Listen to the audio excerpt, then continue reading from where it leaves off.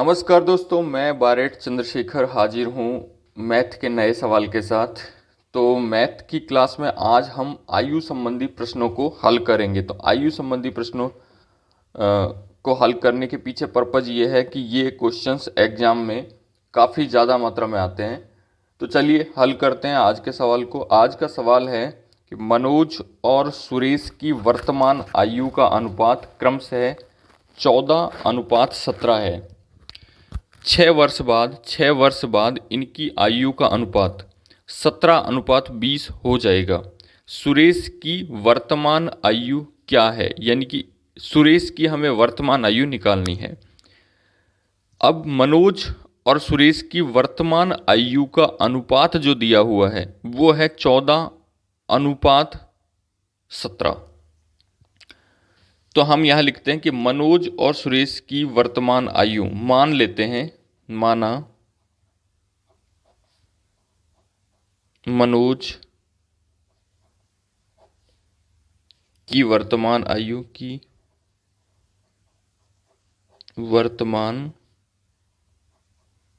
आयु चूंकि यहाँ पे वर्तमान आयु का अनुपात दिया हुआ है 14:17, तो हम मान लेते हैं कि 14x से गुणा कर देते हैं इसको 14 को, क्योंकि कोई संख्या रही होंगी, मतलब आयु जो है, जैसे इसकी आयु होगी 70 वर्ष और इसकी होगी 85, तो 5 से काटने पर यह अनुपात में आ गया। यानी कि 70 को 5 से काटा 14 आया, 85 को 5 से काटा तो 17 आया। तो ये जो है अनुपात ये उसके गुणा में रहे होंगे, यानी ये जो कट के आया है इसका गुणज होगा। अब कितना गुणज होगा वो पता नहीं है, तो हम इसे x मान लेते हैं। जैसे कि मनोज की वर्तमान आयु हो गई 14 और x, यानी कोई ना कोई गुणज किसी एक कॉमन संख्या से ये दोनों संख्याएं कटी होंगी। तो मनोज की वर्तमान आयु हो गई 14x। अब बात करते हैं सुरेश की, कि सुरेश की वर्तमान आयु जो है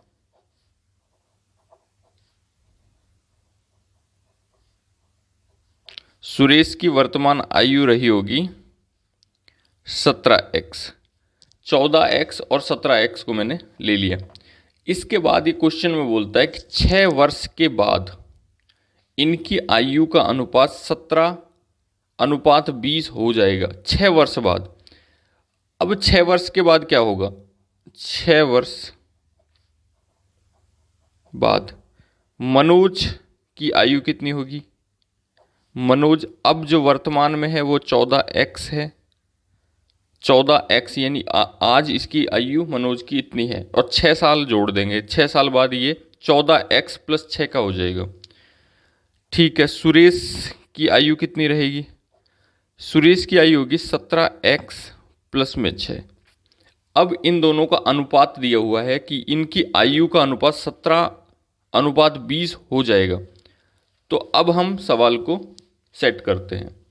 तो देखिए 14x + 6 बटा में 17x + 6, ये जो है दोनों बराबर हैं। इन दोनों का अनुपात जो है 14x + 6, 17x + 6 जो है उनका अनुपात बराबर है 17:20 के। ये सवाल में दिया हुआ है कि इनकी जो वर्तमान आयु है उसका 6 वर्ष बाद अनुपात जो होगा, 6 वर्ष के बाद इनकी आयु का अनुपात 17:20 हो जाएगा। तो हमने भी वही किया है कि पहले 6 वर्ष को जोड़ा, जो वर्तमान आयु है उसमें 6 जोड़ा कि 6 वर्ष बाद इनकी आयु 6 वर्ष और बढ़ जाएगी। ये इसकी वर्तमान सुरेश की 17x थी, और 6 वर्ष बाद क्या होगा? 6 वर्ष और बढ़ जाएंगे, 17x + 6। अब 6 वर्ष के बाद जो अनुपात होगा वो होगा 17:20। तो 14x + 6x अनुपात में 17x + 6, ये इन दोनों का जो अनुपात है वो होगा 17:20। अब हम इन्हें तिरछा गुणा कर लेते हैं। करते हैं, जैसे कि ये जो संख्या है इससे गुणा होगा 20, और ये जो है ये गुणा होगी इससे। तो करते हैं गुणा। लिखते हैं 14x + 6, ये पूरा जो है पूरी जो संख्या है वो गुणा है 20 से, बराबर बराबर है 17x प्लस जो 6 है वो पूरी संख्या गुणा है 17 से। अब गुणा करते हैं, 20 को 14 से किया तो 0 का तो 0 आ ही जाएगा, और 2 का गुणा 14 से करेंगे तो 14 दूँ 28 x हो गया। प्लस में 20 को 6 से गुणा करेंगे तो 6 को 2 से करेंगे या 2 को 6 से करेंगे, 2 6 12 और 1 0 1 0।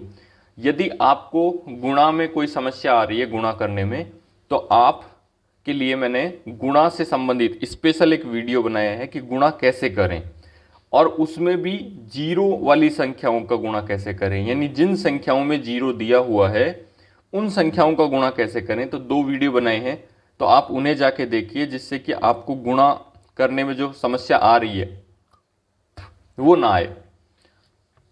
आगे बढ़ते हैं। अब ये जो गुणा 20 से करना था वो 20 से किया, इसके बाद 17 वाला देखते। 17 गुणा में 17x, यानी कि 17 17 होता है 289 और x की जगह x आ गया, ठीक है। इसके बाद 17 को गुणा किया 6 से, 17 छिक्की 102।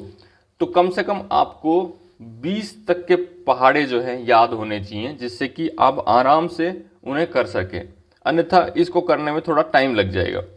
गुणा ये तब भी हो जाएगा, 6 गुणा 17 करेंगे हम या 17 गुणा 6 करेंगे तो हो जाएगा, लेकिन यदि आपको 20 तक के पहाड़े याद हैं तो गुणा आराम से किया जा सकता है। अब ठीक है, अब इसको जो है हम सॉल्व करते हैं। तो 289 इधर आ गया, 280 इधर आ गया, तो 280। अब जो x वाली संख्याएं हैं वो एक साइड लेते हैं और नॉर्मल सामान्य संख्याएं हैं वो एक साइड लेते हैं। तो देखिए 280x 280x, अब ये 289x है तो इधर लेते हैं तो ये माइनस का हो जाएगा, ये प्लस की संख्या बराबर के दूसरी साइड जाएगी तो माइनस की हो जाएगी, तो 289x। ये है 102 उतार लिया। इसके बाद ये जो 120 है वो दूसरी साइड जाएगा तो माइनस का हो जाएगा 120। अब ये देखिए 289 माइनस का है और 280 प्लस का है, तो यहाँ पे परिणाम क्या आएगा 9x, वो भी माइनस का। इसमें से इसको घटाएंगे 120 में से तो ये 18 आएगा, लेकिन 18 कौन सा है माइनस का।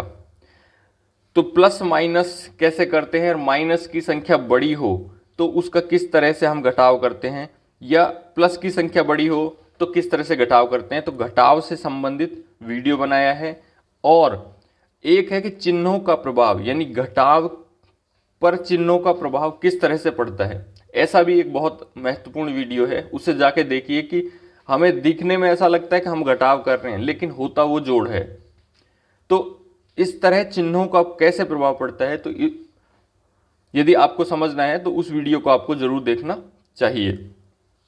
अब देखिए माइनस दोनों तरफ है तो माइनस से माइनस कट गया x, और ये जो है ऐसे काटने को यदि 9 से डायरेक्ट में 18 को काट देता, लेकिन इसका तरीका है कि ये जो 9 है वो इसके नीचे जाएगा और नीचे जाने के बाद ये कटेगा कि 9 एकम 9 और 9 दूनी 18, यानी x बराबर जो है 2 आ गया, x बराबर 2 है। अब सवाल में क्या पूछा है, सवाल देखते हैं कि सवाल में पूछा है सुरेश की वर्तमान आयु क्या है। अब सुरेश की वर्तमान आयु क्या है 17 और x, और x बराबर क्या आया है, x बराबर 2 आया है। तो सुरेश की वर्तमान आयु जो होगी, सुरेश की वर्तमान आयु जैसा कि हमने माना था 17x, तो 17 और x का मान है 2, तो 17 दूनी 34, तो ये 34 वर्ष जो है वो सुरेश की वर्तमान आयु होगी। तो यहाँ पे जो ऑप्शंस में 34 जो दिया हुआ है वो डी ऑप्शन में दिया है, तो ये इसका आंसर होगा। तो दोस्तों आज हमने आयु संबंधी जो श्रृंखला है वो शुरू की है। आयु संबंधी हम सवाल समझ रहे हैं और कर रहे हैं, जिससे कि यदि एग्जाम में इस चैप्टर से कोई भी सवाल आएगा तो आप उन्हें आसानी से कर सकते हैं। तो दोस्तों आज के लिए बस इतना ही, मिलते हैं नेक्स्ट क्लास में किसी नए सवाल के साथ। बने रहिए मेरे साथ। धन्यवाद, नमस्कार।